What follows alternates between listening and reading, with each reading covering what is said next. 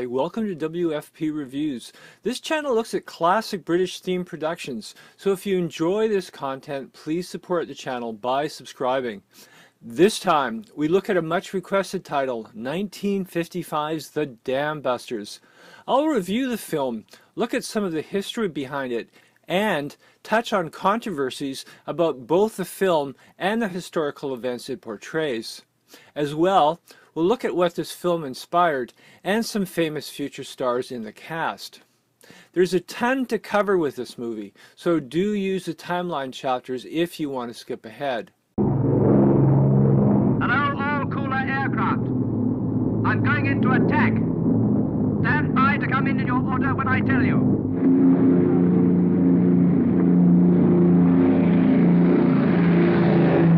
The Dam Busters is a tense and dramatic war film based on the famous Royal Air Force attack in May 1943 called Operation Chastise. The goal of the top-secret mission was to breach dams in the Ruhr Valley that powered the Nazi war industries.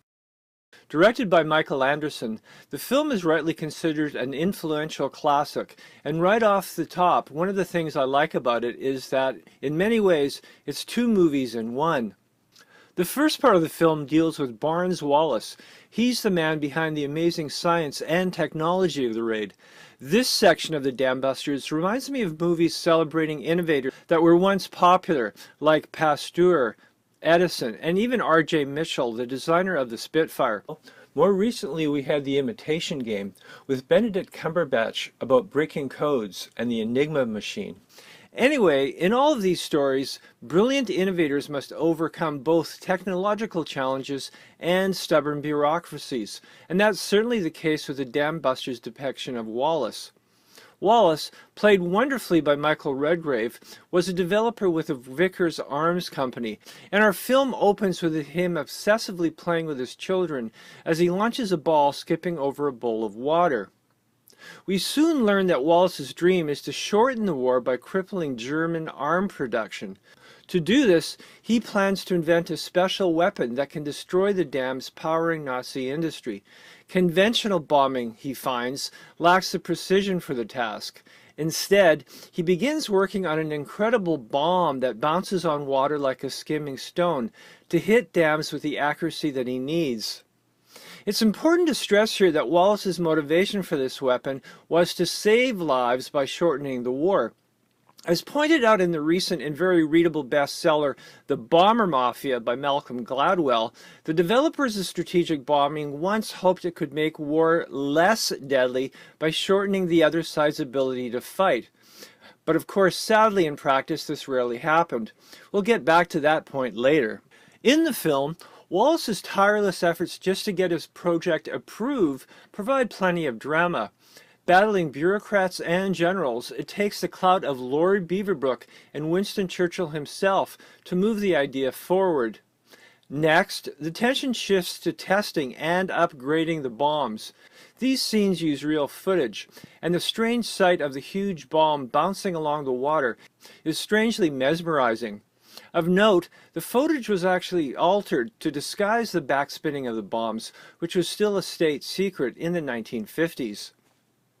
With the innovative plan approved, now the Dam Busters shifts to part 2, a classic war mission drama. Here we focus on real-life Guy Gibson, the man selected to hand-pick and lead the crews who will form what will become 617 Squadron. Gibson is played ably by popular action star Richard Todd, himself a veteran who fought as a paratrooper at D-Day. Todd, who gets top billing, plays Gibson as a warm, affable officer, though in real life the squadron's leader was generally seen as aloof and a fierce disciplinarian. Regardless of his personality, Gibson was a veteran flyer with over 150 missions, and he was handed a very tough job. Taking airmen from other squadrons for a secret mission that involved dangerous low flying without knowing what the target was. Low flying, sometimes at only 60 feet, was needed to elude the German radar and to properly release the spinning, bouncing bombs. The Dam Busters touches on the international makeup of the squadron, but it doesn't go into much detail. In fact, this RAF operation featured skilled crew members from Australia, New Zealand, South Africa, an American pilot from Long Island, and a large contingent of Canadians, who made up about a quarter of 617 Squadron. While the crews practiced low flying at night, even scaring egg-laying chickens, there are many other hurdles for the planners to overcome. Factors like bomb sights, ideal flying levels, bomb casements, and other technical details all add pressure. Worse still, all the delays in the project approval process created very tight timelines for the May mission target date. In this area, the Dam Busters takes one major movie-style liberty. This deals with the idea to use external plane lights to reach proper bombing altitude, which was only 60 feet. In reality, this tricky challenge was resolved by backroom science wizards. However, the film shows Gibson getting the idea while watching spotlights on a leggy chorus line while he's on leave. Personally, I think they stole this scene from Hollywood's Knute Rockne, All American, when the legendary coach bases a football shift on a chorus line dance move he sees while he's at a nightclub. So, once all the bugs are worked out and it's time for the actual mission, director Anderson does a nice job with the pacing to quietly build up the tension. These moments the film is almost documentary-like, as crew members eat, chat, or nap as time slowly sticks by to their takeoff. Of course, the highlight of the film is the climactic raid itself. With the cooperation of the RAF, these sequences used real Lancaster bombers, animated AA fire, and some good model work that earned Dam Busters an Oscar nomination for special effects. What's most impressive is the skill of the 1950s pilots and crews flying the large bombers at low levels in many of the film sequences. With 19 planes targeting up to 4 different dams, the attacks are exciting yet grim as crews face fire and natural barriers. At this point, I'll let you watch the film to see how the raid goes and how well Wallis's astounding inventions actually worked. After the raid, the film wraps up on a sober note. Gibson and Wallis talk about the high cost of the raid, and the movie ends as Gibson walks away to write letters to families to the dozens of men killed in the operation. As mentioned, Richard Todd was a veteran himself, and he said these scenes were emotionally the most difficult to do. Two more quick things I want to mention. The very first time I saw this film, I found because the attack happens at night, it somehow ups the dramatic tension. Everything is dreamlike and strangely surreal as the tracers fire in the darkness and the moon shines on the river. Next, the soundscape is excellent. It's especially effective during the attack, when the film uses plane and battle sound effects without music. This cinches up the suspense and the realism. Meanwhile, the music is good, especially the famous Dam Busters march, but it's never intrusive or falsely heroic. With its strong performances, blending of science and military action, use of real planes and locations, plus stirring historic subject matter, the Dam Busters is rightly a classic. Famously, it inspired the trench attack sequence against the Death Star in the first Star Wars movie. George Lucas even included lines of exact dialogue about the number of enemy guns firing in his screenplay. As well, Princess Leia's famous hairstyle must be a nod to the unusual braids of Mrs. Barnes Wallis. Also, the Dam Busters clearly was the model for 1964's 633 Squadron.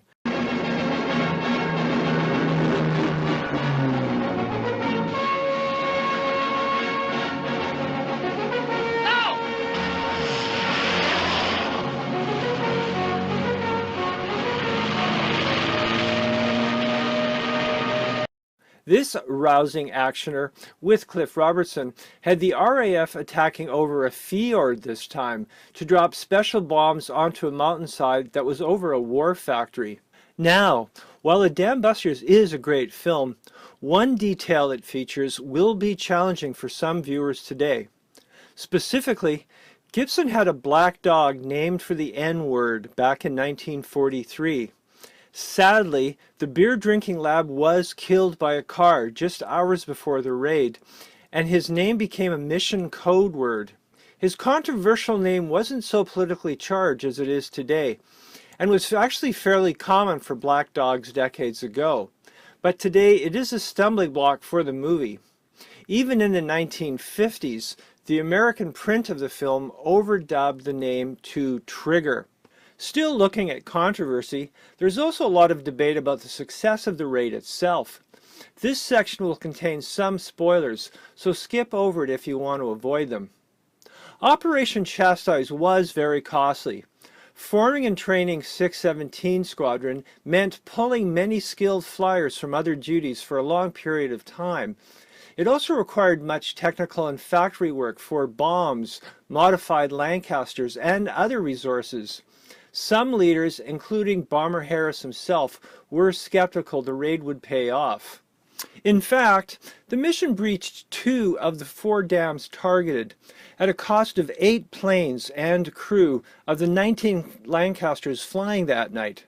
The damage didn't stop German war production altogether, but it did hamper it, and it took several months to repair the dams and damage from all the flooding. Overall, Harris still considered the mission not worth the cost, though he was always reluctant to pull resources from regular night bombing duties. Conversely, Albert Speer, Germany's head of armaments production, felt the damage was significant. Notably, after the war, he admitted the impact was so severe that he was surprised that the RAF failed to follow up with more dam buster attacks. After the raid itself, Barnes-Wallis continued in bomb design throughout the war. Gibson won the Victoria Cross for leading the attack, but he died later when his plane was shot down, possibly by friendly fire, when somebody confused his aircraft for a Ju-88. He was only 26. One final note here. Decades later, some have chosen to condemn the attack because the flooding caused over 1,000 civilian deaths, including many forced laborers who were in the region. Of course, this was very regrettable, but given the scale of World War II and the cost of doing nothing, anything that might shorten the conflict had to be considered. On a much lighter note, watching the dam busters closely, you'll spot 2 future stars in early roles. While his only dialogue is muffled by his flying mask, Robert Shaw shows up as Sergeant Pulford in his very first credited movie role. Also, destined for stardom by the 1960s, Patrick McGoohan appears as a guard whose only dialogue is with the dog. Hi! Well, there's certainly a lot to discuss and debate about this title, so I do look forward to your comments below. Sadly, as some of you know, this film is currently very hard to stream in North America, but you can access it if you get a British DVD, if you own a multi-region player. Now, multi-region players are probably worth having because they do let you access a lot of hard-to-see titles. As always, thanks for watching, really appreciate it, and I hope you come back again soon to Waltz Flicks Picks.